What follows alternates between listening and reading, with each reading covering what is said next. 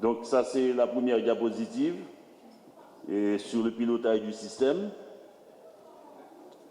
Pour améliorer la qualité de l'éducation et réduire la fracture du numérique dans le système éducatif, le MENFP s'engage, dans les 3 mois qui viennent, à établir un état des lieux de l'utilisation du numérique dans le système éducatif haïtien.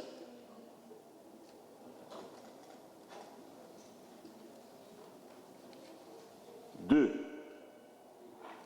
élaborer une politique et une stratégie de mise en place du numérique dans l'enseignement haïtien et la formation des enseignants et des personnels de l'éducation. Nous avons un plan, une stratégie de formation qui est en instance de validation. On a des ateliers régionaux qui sont organisés. Il y a un filet numérique dans cette stratégie de formation, mais ça sera un peu plus dans 6 mois, une opérationnalisation de la politique et de la stratégie.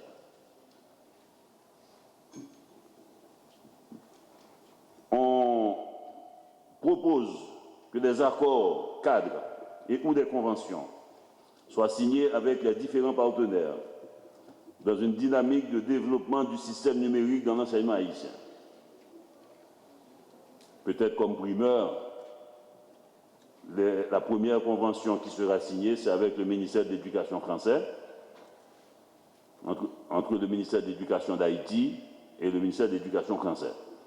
Mais on est ouvert pour étendre de telle sorte qu'on puisse accueillir l'ensemble des opportunités possibles. Et il y a toute la question de la régulation du numérique dans l'enseignement, à travers des structures que le ministère va mettre en place. C'est le chapeau pilotage du système éducatif. Maintenant, on revient par où on a commencé. Intégration dans les curricula de formation des enseignants des compétences au numérique. Pour 3 choses. C'est pour une maîtrise des outils numériques par des enseignants, une maîtrise pour eux-mêmes, une maîtrise des compétences au numérique pour pouvoir mettre tout ça au service d'un enseignement un peu plus systématisé, d'apprentissage beaucoup plus significatif. Et par rapport aux compétences attendues des élèves dans le numérique, comment développer une formation des enseignants qui puisse mettre les élèves en condition d'utiliser rationnellement et efficacement le numérique. C'est cette intégration dans le curriculum sur ces trois éléments. Développement des compétences des enseignants à l'intégration et à l'utilisation du numérique, objets et outils de l'apprentissage. Je pense que ce deuxième point vient expliciter, renforcer ce qui est dit avant. Utilisation systématique de l'outil numérique pour la formation des enseignants et personnels de l'éducation.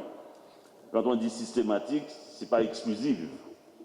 Mais de toute façon, dans les dispositifs de formation, sur les compétences, le référentiel des compétences de l'enseignement, et surtout aux limites budgétaires que l'on a, la possibilité d'utiliser ce shortcut qu'est aussi le numérique dans les dispositifs de formation, dans les mécanismes de livraison des formations, on priorisera beaucoup les outils numériques.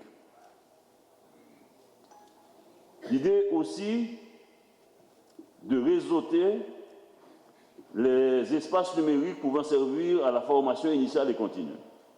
Et déjà au ministère, les écoles fondamentales d'application, centres d'appui pédagogique, les écoles normales publiques, les universités publiques en région, il y aura un réseau de ces outils de formation du public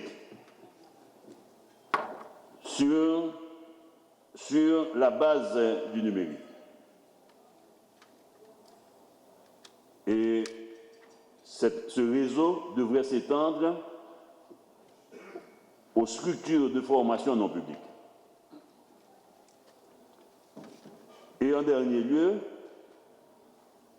utilisation de tous les médias disponibles, beaucoup plus intégration, ce n'est pas utilisation séparée, mais synergiser radio, télévision, internet, téléphone au service de la formation des enseignants. Voilà en gros ce que nous pouvons dégager comme première piste. Et un comité d'initiative est mis en place au niveau du ministère de l'Éducation pour le suivi de ce qu'on pourrait appeler cette feuille de route. Et au niveau du ministère, ce n'est pas limitatif, mais nous avons, et c'est une primeur, on va livrer les noms et des membres de ce comité de suivi. Nous avons Guy-Serge Pompilus, je pense que vous avez deviné que Guy-Serge ferait partie de ce comité d'initiative pour le suivi. Anouk Evald comme membre de ce comité de suivi. Nous avons Mme Élodie Bouchot, qui est membre de ce comité de suivi, et Vania Jean-Baptiste,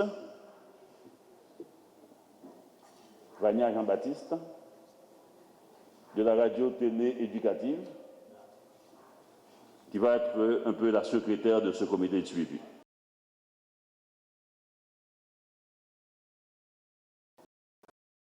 Et Vania Jean-Baptiste,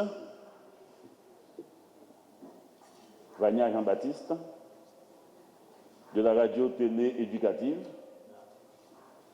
qui va être un peu la secrétaire de ce comité.